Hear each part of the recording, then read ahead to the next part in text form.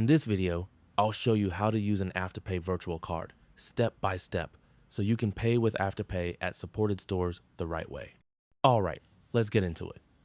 First, open the Afterpay app on your phone and make sure you're logged into your account. Using the virtual card only works inside the app, so everything starts from here. Once you're on the home screen, browse the list of stores and look for ones marked as in-app only.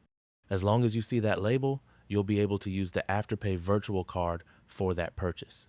Now tap on the store you want to shop from. You'll be redirected to the store's shopping page where you can browse items just like normal.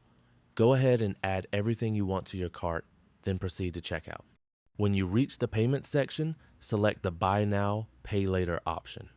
At this point, you'll be redirected back into the Afterpay interface. Afterpay will now ask you to create a virtual card for this purchase. You'll be prompted to enter the total amount you plan to spend. Make sure this amount matches your order total, including shipping, taxes, and any extra fees, so the payment goes through without issues. Once you enter the amount, tap Continue and review the payment details. After confirming, Afterpay will instantly generate a virtual card tied specifically to that purchase.